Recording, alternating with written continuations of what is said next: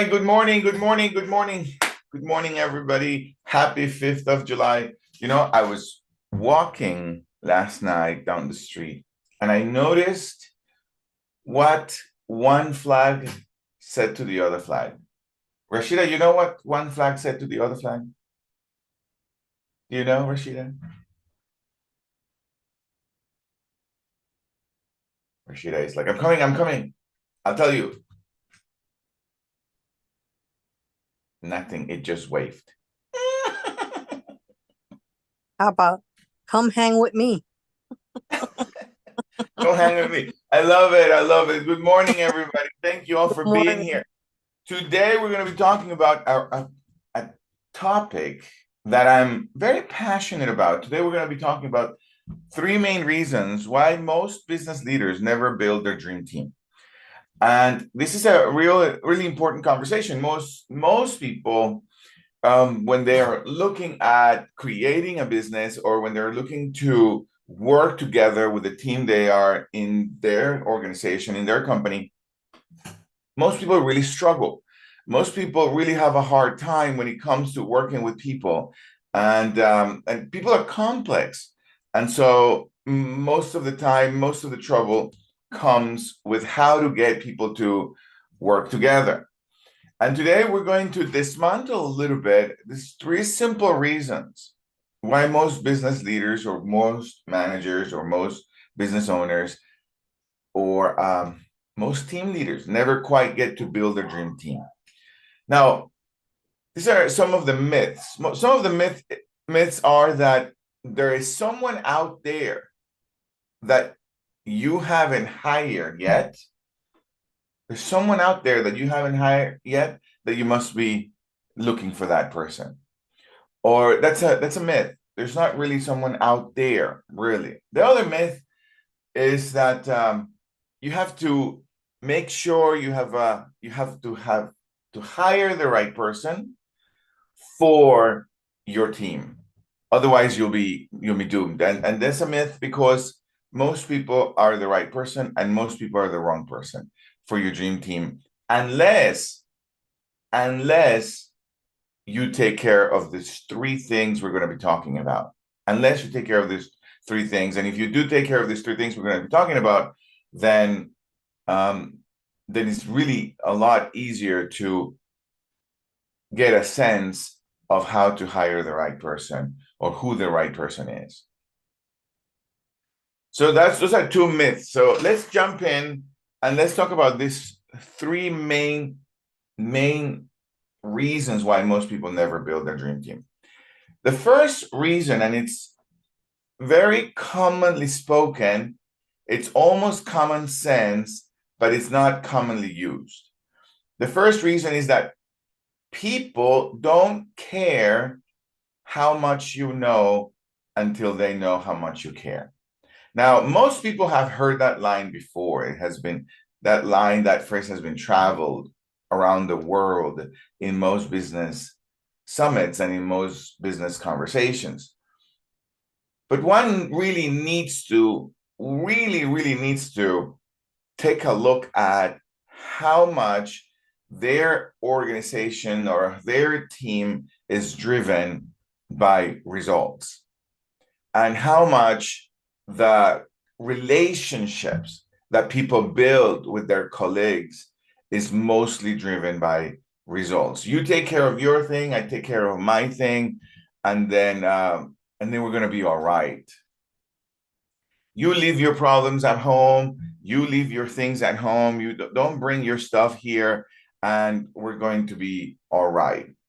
And we sort of demand from people this unreasonable way of being human, as if we can truly, completely be separated from our emotions, from what we deal with on a regular basis. Now, I'm not saying by any means your team, your organization becomes um, group therapy for people. By no means I'm saying that. But what I'm saying is that there's a fine line between don't ever talk about your stuff here Don't ever bring your stuff here, because here we're going to be doing work. There's a fine line from that and a fine line between group therapy. And one needs to dance as a leader or as an organization. One needs to dance to understand that people really have the emotional need to connect emotionally with their leader or with their colleagues. Like, people need to feel that they're part of something that's bigger than themselves. People need to feel that their internal roller coaster, their internal world, which is for most people, it's a royal chaos, that they truly have somewhere where they can put it aside, because the purpose of the team, the purpose of the organization, it's a great space to suspend for a while we're working together this roller coaster that being human is. So this is a food for thought for those of you who have teams and for those of you who work with people, some food for thought. So people don't care how much you know until they know how much you care. Most of the time, what I have found is that people come to work and they do as much as they can so that they don't get fired. You know, they just do as much as they can, as much as their level of awareness gives them, so that they don't get fired. And so this is the potential that people have, but their organization only attracts this about them. And they concentrate, most organizations, most teams would concentrate on, well, I must be having the wrong people, so I need to go find the right person. However, the mood, the culture of the team consistently builds people to only get up to here, never quite get to their maximum potential. And what starts triggering the possibility of people going to the next level is that they feel that they're part of a team, that they're being cared for, that they matter, that their dreams matter. It's not just the company's dreams, it's not just the organization's dreams, it's not the goals' dreams, but that they matter, that they feel that they are in a place where they're growing, where they're building themselves for whatever it's next, for them and in their life. And also that they're in a place where they're growing so that whenever they go home, which is the core of who they are, they're better at home because of where they work or because of the people they surround themselves with. And that's a real important aspect for a business leader or for a manager or someone who wants to build a team, to start looking at, well, how do I create that professionally without creating a therapy group or something?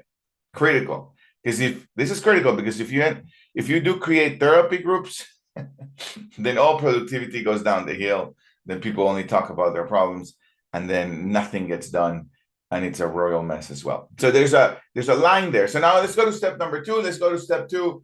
That this starts giving you an access to shy away from therapy, shy away from becoming besties and groupies, because we don't necessarily, you don't, as a business leader, as a manager, you don't necessarily want to create that inside of your team. You do want them to be productive. So this is the step number 2, right? Or the area number 2. The glue of a powerful team is not the results that they're after. Now, this is critical. This is critical. I didn't say don't worry about the results, don't focus on the results, don't create a result-oriented team. No, I'm not saying that. That's a critical aspect. But what I am saying is the glue of a powerful team is not the results that they achieve, but the emotional connection with the mission they're after. So I'm going to say it again. This is critical. The glue of a powerful team is not the results that they're after, but their emotional connection to the mission that they're committed to, the mission as a team, the mission as a company, the mission as a department, the mission as an organization. One of the things that I have found over, over a decade now of working with teams and business leaders and managers and organizations, one of the things I have found is that no matter what, wherever I go, people actually impact society. People are actually living a mission. Their work is a mission. What they do matters. What they do impacts another human being. What they do. And what is often difficult to be able to get out of them is that they verbalize the mission of what they're up to. They do need some work. They need to do some thinking tank so that they can speak for themselves. What is the mission that we're up to? Now, the mission, what I mean by mission, is not what is your goal or what is your vision? What do you see yourself in 10 years kind of a thing? No, I don't mean that. I mean, how are we impacting the world right now? What is our mission right now? What is the mission? It's a mission statement kind of a thing, but they've got to connect emotionally with it. And a mission statement or their mission is not for the clients necessarily, because clients, more often than not, I don't want to say they never care, but 99% of the time, they never care about what the mission of your team is, of your organization, right? If you use Apple products, I know you're a fan. Most people who use Apple products, who they have an Apple phone and their Apple pad and the Apple computer. I mean, they're real fans, but they have no clue what the mission statement of Apple is. It's not like they could care less. It just doesn't solve a need for them. Yeah. But the mission of the organization, the mission of the team does matter to the people that work for Apple, does matter to the people that work with you, right? And so as a business leader, as a manager, someone who's building a team, or is committed to building a team, you've got to sit down with your team and create that mission or give life to that mission. How are we impacting the world today? What is it that we do that impacts people today? Because people got to connect emotionally with what they do. People don't connect emotionally with their paycheck. And I know most people who haven't had this conversation, if you will, would say the most important thing is to pay people a lot more than they can, or that they pay people well. But that's not necessarily what creates a dream team, because in most organizations now that I get to work, people do make significant amount of money and they are complaining about the place they work at. They are looking to get lawyers so that they can move around without problems.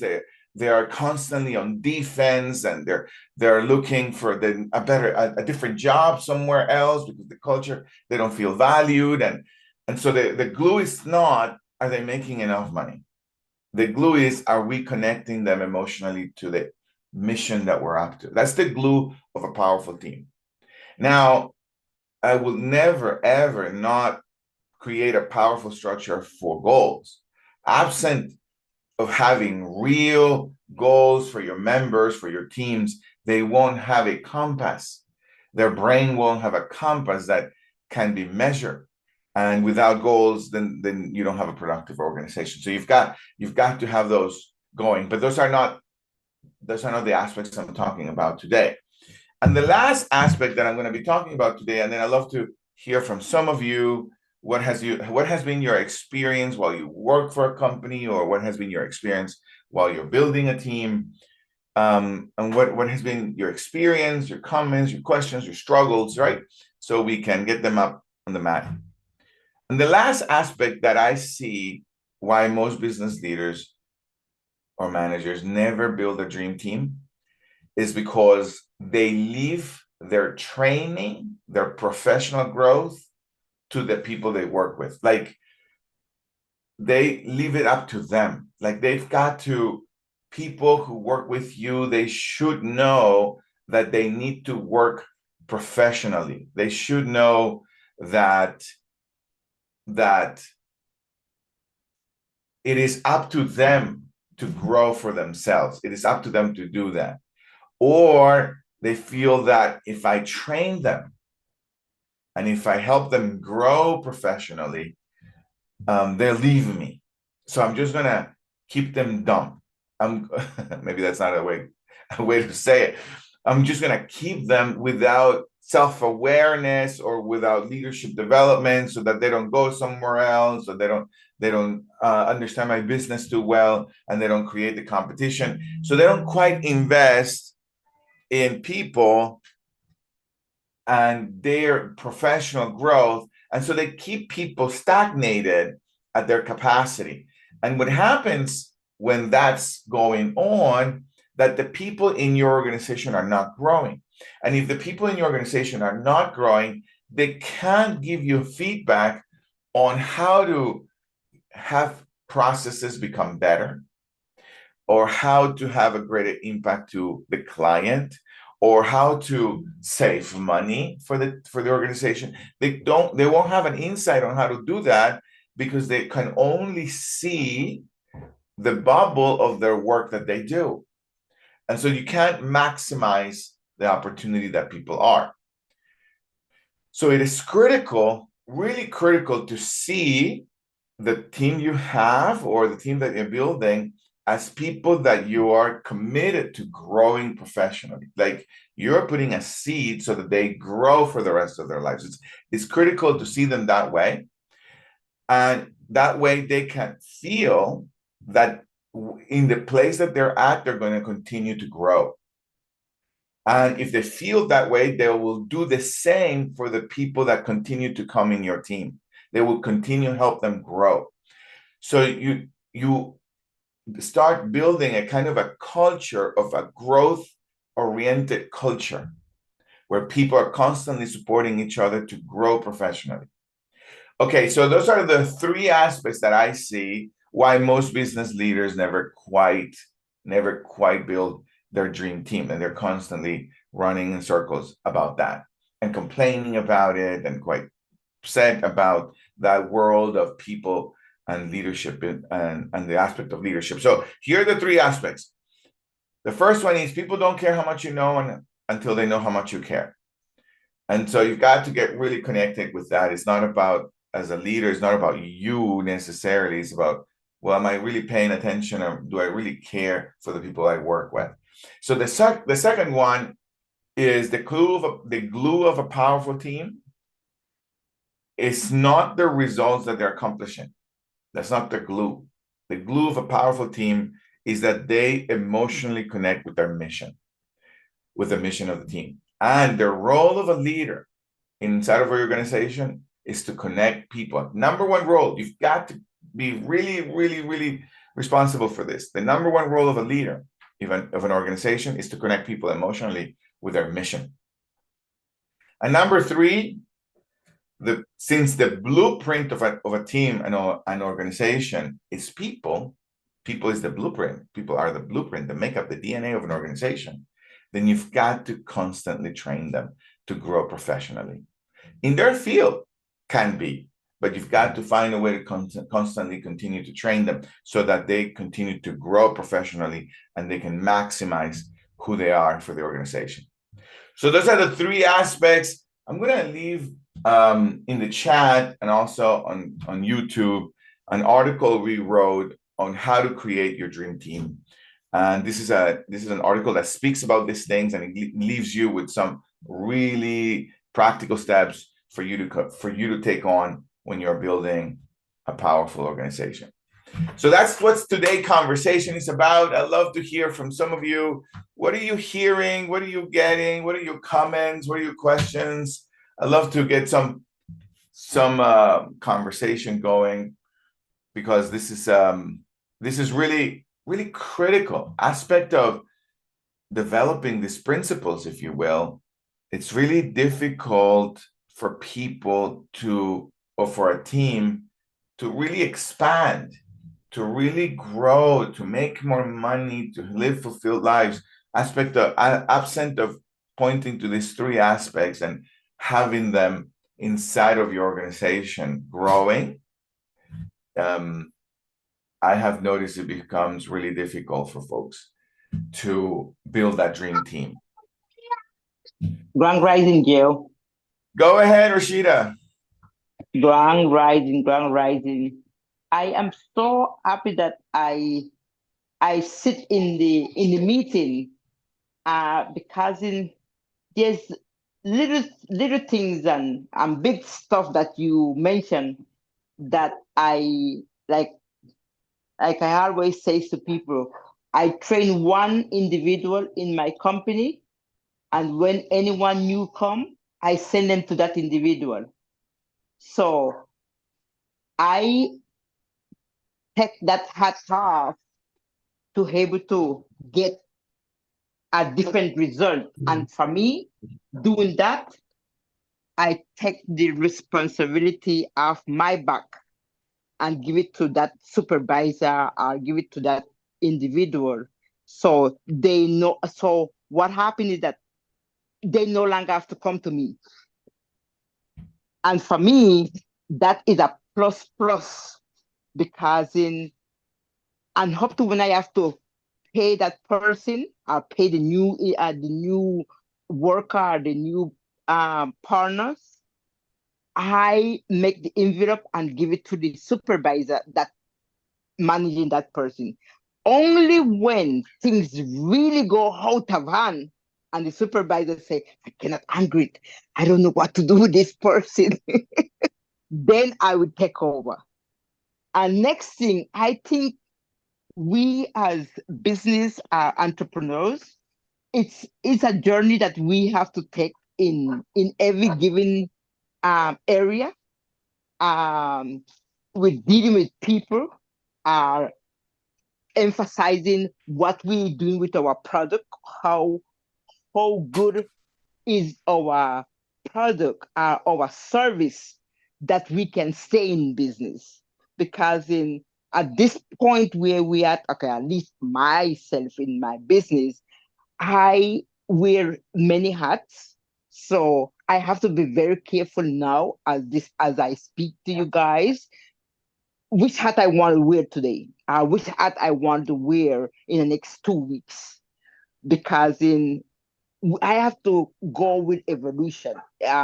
If my business is this business, I run several business. If this business is not working, what should I do or what I should implement to be able to change or upgrade the service or upgrade the material.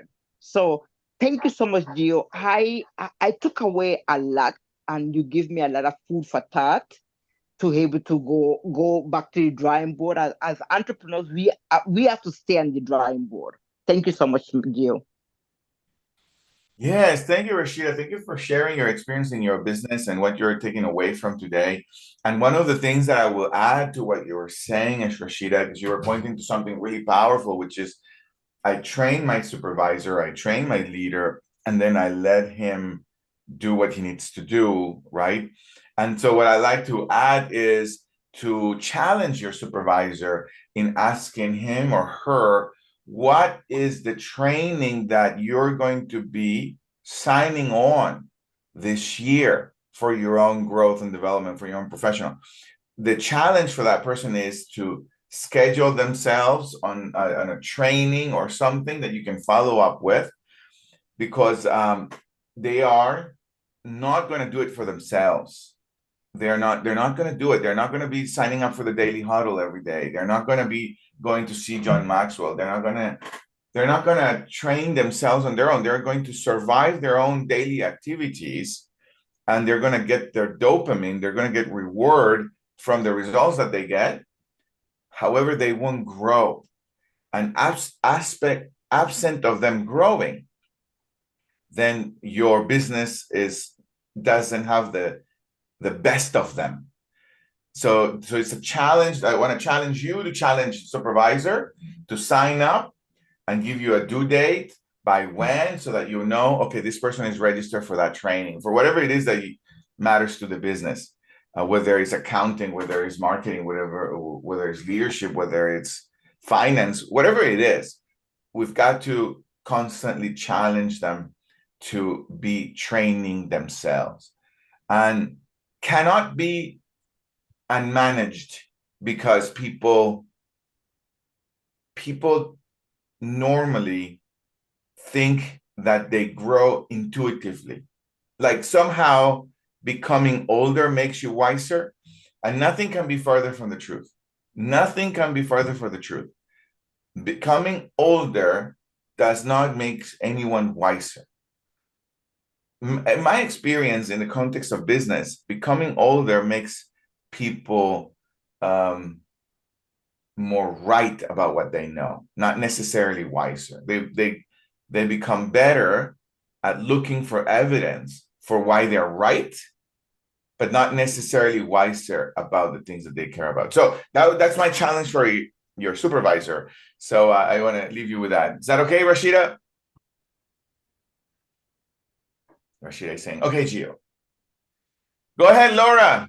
Or who was it, Laura or Stan? Yeah. Gio, I love what you tell me. You know why? Because it's weird because once my supervisor get a new worker, a new trainee, she always say, this one is not fitting, this one not going to last.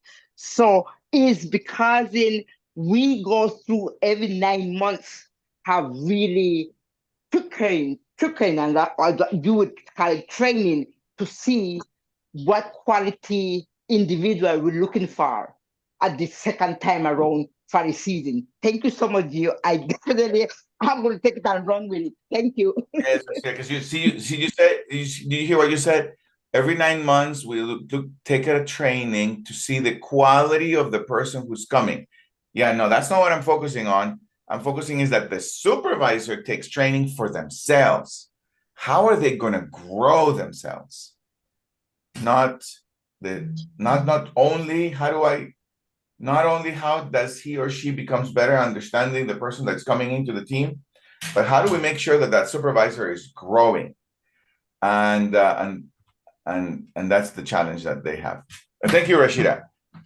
Laura. Morning. Morning. Good morning. Good morning, family. Yes. Good morning. Thank you so much for the conversation. Thanks, Rashida.